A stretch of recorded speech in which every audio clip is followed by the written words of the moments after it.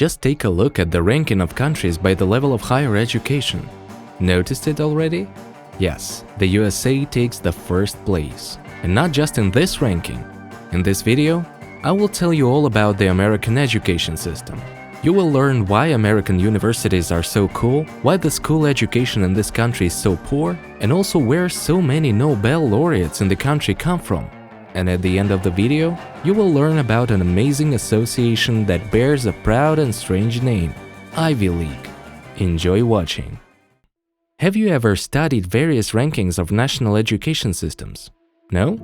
Well, I decided that it's quite useful information and combed through the entire internet. Naturally, I was drawn to the country whose education system is considered the best, and that's the United States of America. Take, for example, the ranking of countries by expenditure on education. If you look at the expenses as a percentage of the country's GDP, the USA ranks only 65th. But in reality, America spends more money on education than anyone else. After all, the expenses there are very high. Billions, if not trillions of dollars are spent annually to provide people with quality education. And these numbers just shock me. There are other rankings as well. For example, on the effectiveness of national education systems. And here, the USA is in the first place, unquestionably surpassing all other countries. And in the ranking of national higher education systems, America is still the first. Why is that? Let me tell you now. Firstly, the cost of education in American universities is really very high. On average, you'll have to pay between $50,000 to $70,000 per year. This is such a huge amount that you could easily buy a new car or even an apartment. And in the best universities in the country, you'll have to pay several $100,000 just for 1 year. Shocking numbers, aren't they? But the most surprising thing is that American students don't rush to finish their expensive education as quickly as possible. After all, they can choose what subjects they study. As a result, to somehow pay for their education, students take on 2 to 3 jobs and combine them with their studies. Because of this, their studies drag on for 6 to 8 years, and such a practice is completely normal for them. Also, students can choose their own teachers. Many universities have their own ratings where students share their experiences of working with one or another person.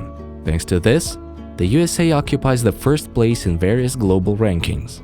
Personally, what impressed me the most was the opportunity to choose teachers. Just imagine, you don't get along with someone, and because of personal animosity, they start throwing sticks in your wheels. It seems like a normal thing, but here you can avoid that. A real miracle. But here I found a huge inconsistency. Imagine, in your country, you have the best higher education. Your specialists work in the coolest positions and change the whole world for the better. But at the same time, children in schools can count and read. Very strange, isn't it? But this is the real truth. After all, the USA has huge problems with school education. For example, in the ranking of the quality of primary education, America ranks only 11th. So why is that? There are several reasons for this. For example, schools have a very weak technical level of education. Roughly speaking, they provide too little knowledge in mathematics and other exact sciences. Naturally, this greatly affects the overall quality of education in schools. There have even been studies on this, and they showed that American students often lag behind students from other developed countries in terms of knowledge. What shocks me even more is that more than 10% of the American population has literacy problems. Let me tell you even more. About 34% of elementary school students read very poorly. Of course, I didn't just prepare a video based on my guesses for you. Especially for you, I searched for the real reason, and here's what I came across. In 1979, the USA conducted an education reform. It was supposed that students from different states should finish schools with the same level of knowledge. Roughly speaking, they tried to make all children the same, and for this, they introduced a system of various tests and exams. But the reform of those years was not the best, because the level of knowledge with which students graduated was actually very low, and all because the entire education system was oriented towards the lower bar of standards. As a result, over almost 50 years, the level of school education has greatly declined. But you might ask me, then how does America take the first place in higher education? And the thing is, The students from renowned American universities literally come from all over the planet. America literally attracts all smart people to itself, and thanks to this, it breaks into the lead. But in reality, no matter how bad the school education is considered in America, it still remains quite interesting, and I would like to delve into this point in more detail. For example, did you know that children in American schools study for 12 years? Usually, children start schooling at the age of 5 to 6 and finish at 17 to 18. And all 12 grades are divided into 3 stages: elementary school, middle school, and high school.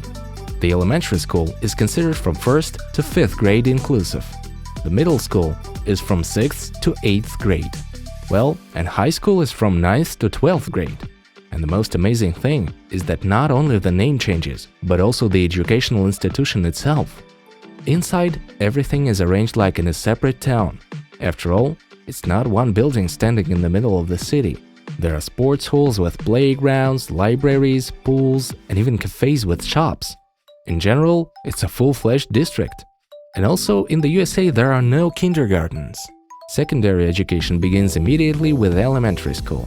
Children can attend private kindergartens or stay at home with nannies and parents. In elementary classes, children are taught the most basic subjects. They learn writing and reading, the basics of mathematics, and also the world around them, where basic knowledge of biology, geography, and other subjects is revealed. And all these subjects are taught by one teacher, but various creative and sport activities are led by other teachers. In middle school, students can freely choose the disciplines they will study. There are only mandatory programs that cannot be refused. Children can also choose a more complex program for a specific subject. In general, everything is done to not overload students with a bunch of information, but to develop in them only those skills and qualities to which they are predisposed. In high schools, there is even more freedom in choosing subjects and the level of study. But the most interesting thing is that there are special education profiles aimed specifically at developing certain qualities and preparing students for university enrollment. So in the USA, great attention is paid to developing strengths. If a child excels in teamwork, there will be even more tasks in their education that need to be solved together. If a child shows leadership qualities, then their program will definitely include interesting projects. Personally, I like the approach to sports the most. If a child shows excellent results, they can receive special benefits when entering university, and each of the schools has its own teams for various sports where children can train. So sports are highly valued in America. And next, I would like to talk about higher education in the USA. As I mentioned earlier, it's very expensive, but this doesn't deter foreign students at all. Why is it so expensive? Well, because about 75% of all modern Nobel Prize laureates currently teach in American universities. Naturally, you'll have to pay more for such cool teachers than in an ordinary school with ordinary doctors of science. In addition to this, American students have a number of cool social privileges. For example, foreign students have special legal protection, and all out-of-town students get excellent accommodation conditions inside the campus. The dormitories there are very pleasant. Students often live in separate rooms that may resemble rooms of some hotels. And of course, no one will limit your hobbies, but rather encourage them. So sport lovers shouldn't worry. And as I already mentioned, the main feature of American universities is that you choose your own program of study. And this doesn't mean that you'll choose between a biologist or a microbiologist. No, you can literally choose what knowledge you need. Getting a narrow specialization is really easy. Personally, I'm thinking maybe I should apply to Harvard or something and become a successful millionaire. But the coolest thing is that trying to bribe any teacher there is literally pointless.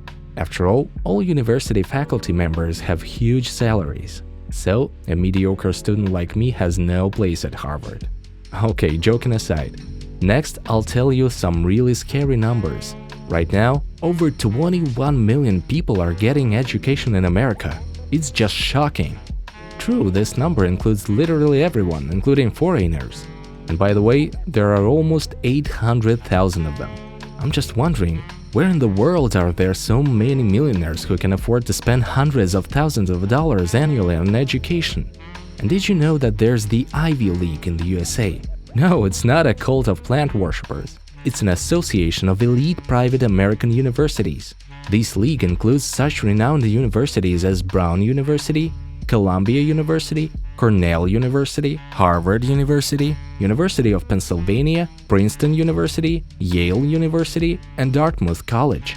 There are 8 higher education institutions in total, and studying there is a real stroke of luck. After all, the cost for some programs can reach millions of dollars per year. These numbers just shock me. But credit should be given, they don't take such large sums of money there for nothing. Almost the entire faculty consists of laureates of various scientific awards. But these prominent names don't just create a buzz around the universities. The graduates themselves bring the most publicity to these institutions. The thing is, the USA is the leader in the number of Nobel Prize laureates. There are a total of 380 of them in America. Where do so many geniuses come from, you might ask me? And I'll tell you, migrants. A huge part of this list consists not of Native Americans, but foreigners who came to the USA for education. After all, almost all students from other countries come to stay and work in America and to get a full-fledged job. Naturally, no one will refuse various grants, privileges, and documents that allow them to live freely in the USA if they want to improve the quality of their life. But even so, there are enough Native Americans on this list. And all this is explained by the fact that the USA strives to become a leader in everything. Already at the beginning of the 20th century, the government invested huge sums of money in the development of fundamental sciences and research in various fields, and it's worth nothing that all these efforts have not been in vain. Now almost all discoveries, advanced technologies, and all scientific research are connected precisely with American specialists. Take, for example, the aerospace industry. No one will argue that right now the USA occupies leading positions in space programs. Just consider SpaceX by Elon Musk. And the most amazing thing is that most of the chief scientific personnel of this company are people who received their education in America. In general, why should I prove anything to you here? Remember I said that there are 380 Nobel laureates in the USA?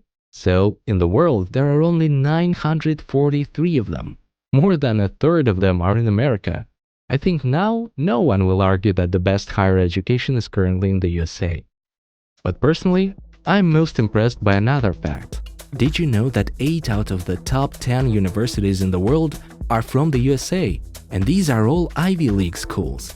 Although this association has a strange name, its achievements are very loud. True, opinions here diverge a bit. Some sources claim that the first 7 places are occupied by American universities. Others argue that the first and 8th places are for England, and the rest are indeed from the USA. But the fact remains, America is one of the best countries in terms of education. I already told you that Nobel laureates work as professors in these universities. But who exactly?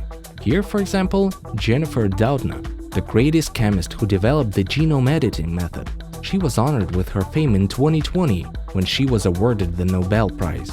Just imagine, now thanks to the research of this woman, people will be able to change the genome of animals and humans.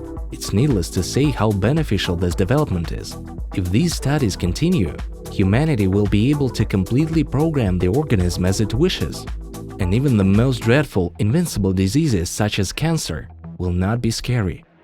And here's Bruce Beutler, who made many discoveries regarding the activation of innate immunity. Thanks to his medical research, many children with congenital diseases can now live full lives. In general, the contribution of all these people who turned out to be among the Nobel laureates is impossible to estimate. But it's thanks to them that we can continue to live calmly, without thinking about diseases, wars, and other major problems of humanity. And since there are so many cool people in the USA, then their approach to education is definitely one of the best, and it makes me very happy. In this video, I've told you everything I could learn about the education system in the USA. Thanks for watching.